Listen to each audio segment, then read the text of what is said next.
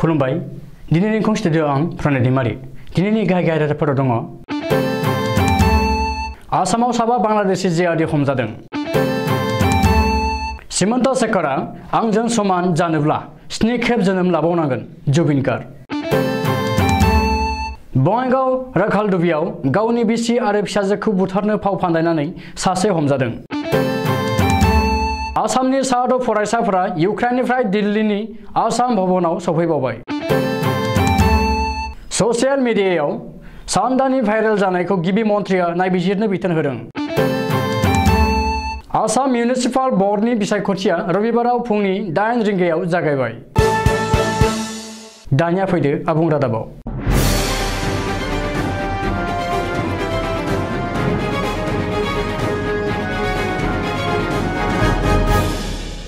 बरपेटा जिल्लानि हावली आरो कलगासिया थानानि बेन्दोंआव पुलिसा संदाननानै सासे बांलादेशी जिहादीजों लोगोसे गासै 7 जिहादी हमदों हमनानै मोननाय जिहादीफोरनि मुंखौ पुलिसा फोरमायदों दि बांलादेश नोगोरनि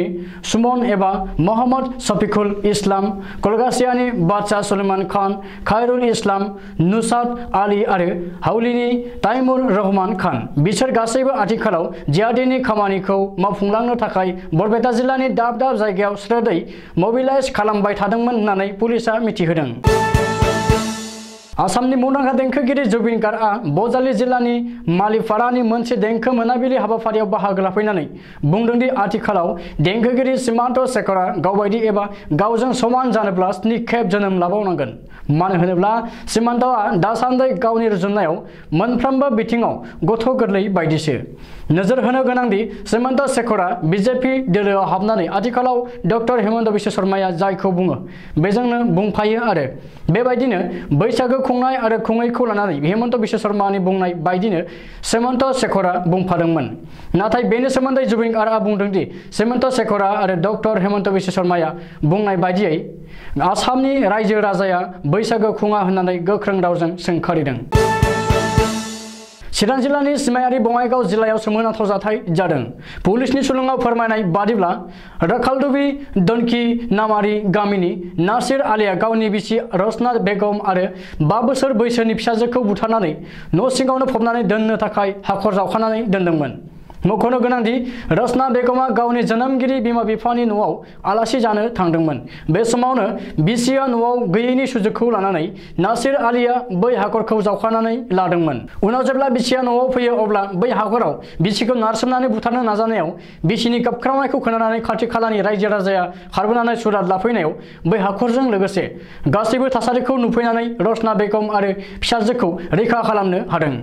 लोगोसे पुलिसनो जाथायनि सोमोन्दै गामिनि गावबुराया खिन्थाहरनायाव बङाइगाव पुलिसा नासिर आलीखौ एरेस्ट खालामबाय आरो जोबथेसालियाव दैथायहरबाय भारत सरकारनि अपारेशन गंगानि जोहै इउक्रेननिफ्राय आसामनि गासै 7 मेडिकेल साइन्स फरायसाफोरा दिल्लीनि आसाम भवनाव सफैबावबाय होननानै सुलुङाव फोरमायदों सफैनो हानाय फरायसाफोरनि मुङा फारियै नगावनि मुमसाद हाजेबुद्दिन आहमेद नयनज्योति दास साद्दात हुसैन गुवाहाटीनि स्नेहा डेका भस्ति गौस्वामी आरो नलबारिनि मीनाक्षी कलिता होननानै सुलुङाव मिथिहोदों आथिखालाव बिसोर गासैबो दिल्ली बिरखं गाथोननिफ्राय गुवाहाटी फारसे फैनो थाखाय आसाम भवना लाहार फाहार खालामदों होननानै मिथिहोदों भारत सरकारनि मिनिस्ट्रि अफ एक्सटार्नेल एफेयार्सनि सुलुङाव फोरमायनाय बादिब्ला शनिबारखालि गासै 13,300 भारतारिफोरखौ इउक्रेननिफ्राय लाबोनो हाबाय अदेबानि सानजा इउक्रेननि सामि आरो कार्किव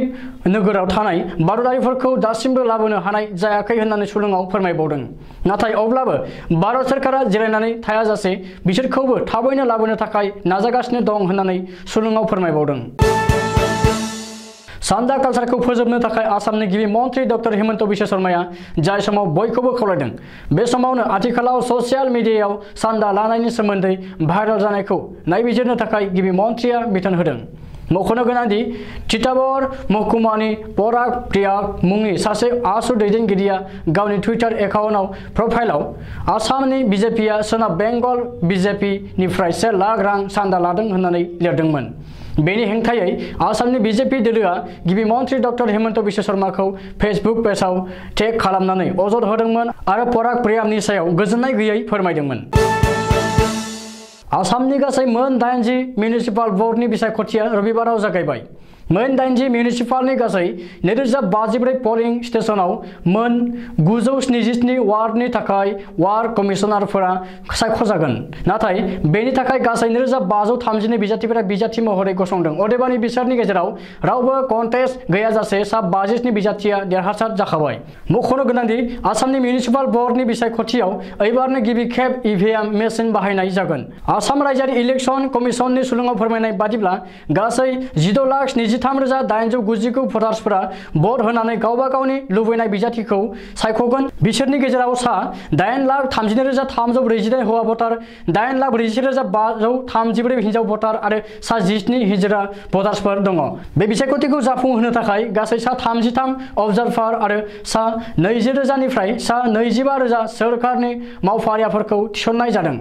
बेनि थाखाय नांगौ बायदि रैखाथिनि राहाखौ खालामनाय जादों होननानै मिथिहोदों। लोगोसे आसाम रायजोआरि बिसायख'थि आय'गा फोरमायबावदों दि गुवाहाटी गोजौ बिजिरसालियाव PIA सोलिबाय थानायनि जाहोनाव काछार जिल्लानि सदर सिलचर मिउनिसिपाल बर्डनि बिसायख'थिखौ दोनथ'नाय जादों। ओजोंहाय बे खाबुआवनो तिनसुकिया जिल्लानि दिगबै मिउनिसिपाल बर्डनि बिसायख'थिया EVM मेसिननि थाखाय जेंनानि थाखाय दसे सम दोनथ'जादोंमोन। बिसायख'थि आय'गा बेलासिनि 4 रिंगासिमल' भट होहोदों आरो फैगौ 9 मार्चआव भट साननाय जागोन एबा फिथायखौ फोसावगोन होननानै सुलुङाव फोरमायबावदों।